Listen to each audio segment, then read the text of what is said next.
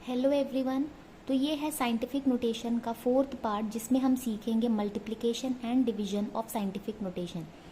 इससे पहले कि हम कुछ एग्जांपल्स देखें, हमें एक्सपोनेंट्स की कुछ प्रॉपर्टीज पढ़नी होगी। अगर a to the power m है into a to the power n multiplication में है, यानी दोनों की बेस सेम है और पावर अगर डिफरेंट है और दोनों मल्टीप्लाई हो रहे हैं तो इसका जो आंसर आएगा, क्योंकि दोनों की बेस सेम है, बेस सेम हो जाएगा तो और दोनों की पावर जो है वो ऐड हो जाएंगी। ये पहला प्रॉपर्टी है जो हम यहाँ पर यूज़ करेंगे। और जो दूसरी प्रॉपर्टी है वो ये है कि a to the power m divided by a to the power n अगर है, यानी बेस तो सेम है, पावर डिफरेंट है और दोनों डिवाइड में हैं, तो क्योंकि बेस सेम है बेस को हम एक बार लिखेंगे, और अगर ये डिवाइड में है तो ऊपर जो पावर है वो ऐसे ही लिखेंगे और दूसरा जो पावर होगा वो माइनस में जाएगा। ये सबको पता होगा। अब इसके हेल्प से हम कुछ 10 टू दी पावर जो हम लेते हैं साइंटिफिक नोटेशन में उसको देख लेते हैं।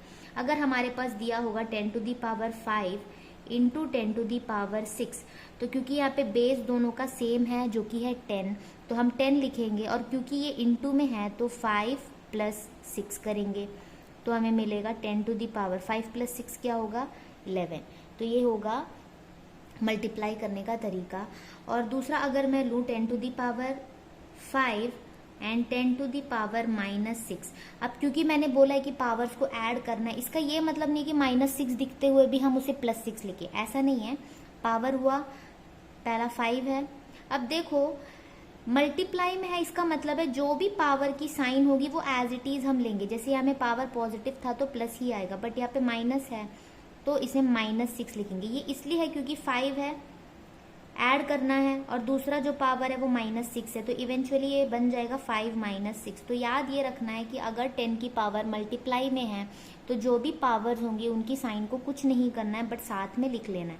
ये पावर 5 है और ये -6 है तो 5 के साथ -6, तो ये हो जाएगा 10 टू दी पावर -1।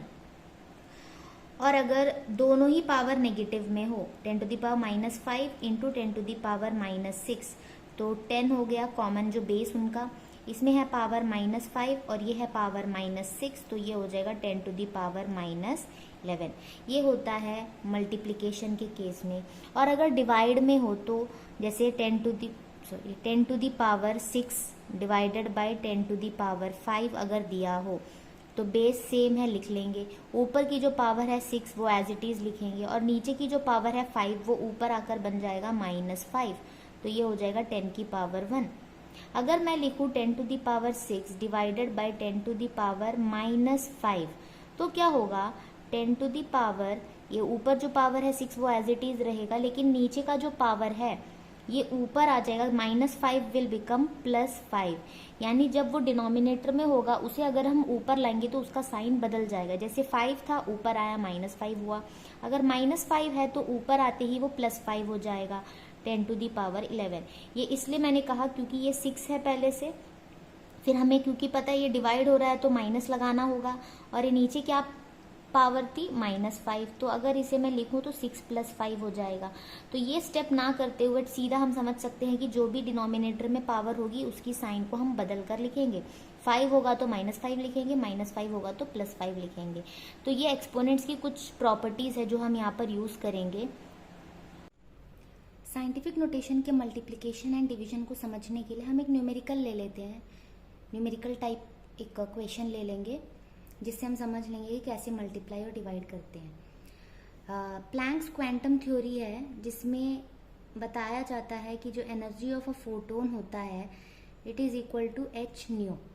ये यानी एनर्जी ऑफ फोटोन, h यहाँ पे कांस्टेंट है जिसे हम कहते हैं प्लैंक्स कांस्टेंट, और न्यू है फ्रीक्वेंसी, यानी जो भी हमारा फोटोन है उसकी फ्रीक्वेंसी क्या है।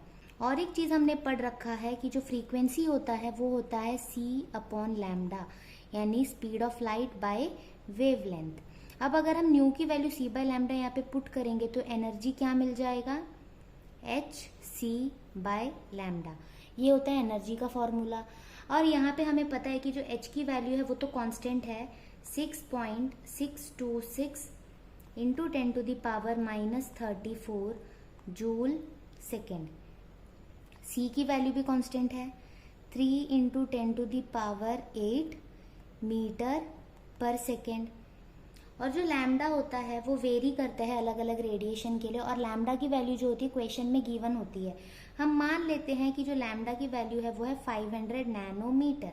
अब हम देख सकते हैं जैसे जूल सेकेंड, मीटर पर सेकेंड, ये सब तो एसआई यूनिट्स है, बट यहाँ नैनोमीटर दिया हुआ है, यानी नैनो जो है वो एसआई यूनिट में नहीं होता, वो एक प्रीफिक्स है।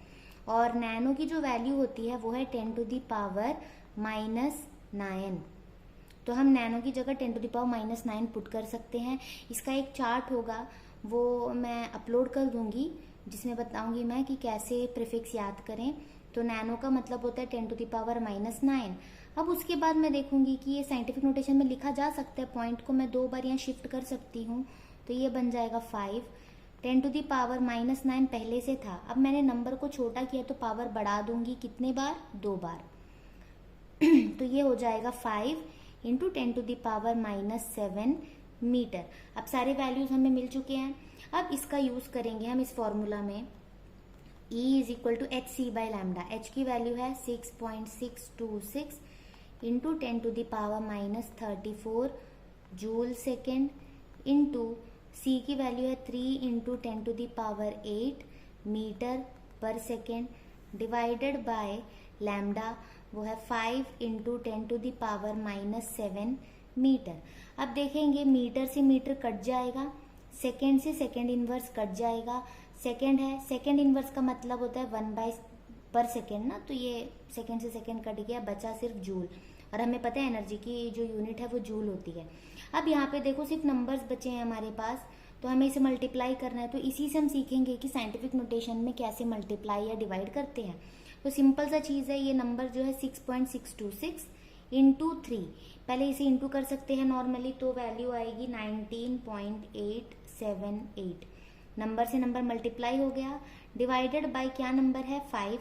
तो नंबर्स को जैसे हम नॉर्मली मल्टीप्लाई या डिवाइड करते हैं वही करना है, नंबर को नंबर से मल्टीप्लाई किया और बचे हुए नंबर से डिवाइड किया।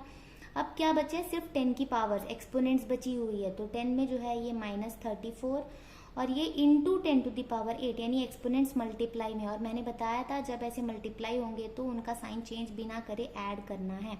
ये -34 + 8। अब ये जो 10⁻⁻⁷ है वो डिनोमिनेटर में है, तो उसे ऊपर लाना होगा। और मैंने बताया था जब नीचे से ऊपर लाएंगे तो साइन को बदल देंगे, यानी -7 ऊपर आकर बन जाएगा +7। और यूनिट क्या बचा था हमारे पास? जूल।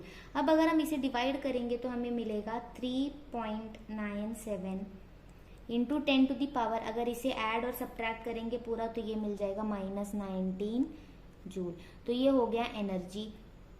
तो इसमें क्या देखा हमने, कैसे मल्टीप्लाई करते हैं, कैसे डिवाइड करते हैं, दोनों चीज एक ही क्वेश्चन में आ गया था। मल्टीप्लाई नॉर्मली नंबर्स को नंबर से मल्टीप्लाई, फिर नंबर को नंबर से डिवाइड। लेकिन हमें सिर्फ ध्यान ये देना है कि जो 10 की पावर्स होती है उन्हें कैसे सॉल्व करते हैं, बाकी तो हमने नॉर्मली जैसे सॉल्व करते हैं वैसे ही करना है। बस 10 की पावर है, उसे मैंने जैसे बताया था, अगर 10 की पावर न्यूमरेटर में है तो साइन सेम लेना है, ऐड करना है, और जो डिनोमिनेटर में होगा उसे ऊपर ले जाना है और साइन को बदल देना है। बस उसके बाद सॉल्व कर लो। और अगर आंसर साइंटिफिक नोटेशन में ना हो तो उसे साइंटिफिक नोटेशन में चेंज कर देना चाहिए, तो मिल जाएगा आंसर। तो ऐसे हम न्यूमेरिकल्स में यूज करते हैं। मैंने पूरी कोशिश की है कि ये टॉपिक मैं अच्छे से समझा पाऊँ। अगर आपको समझ आया है तो लाइक ज़रूर करें और अपने दोस्तों को भी शेयर करें। कुछ भी डाउट हो तो कमेंट में भी पूछ सकते हो। और अगर आपको कोई टॉपिक रेकमेंड करनी हो तो भी आप कमेंट सेक्शन में मुझे बता सकते हो कि मैं अगली कौन सी टॉपिक चूज़ करूँ। And thanks for watching.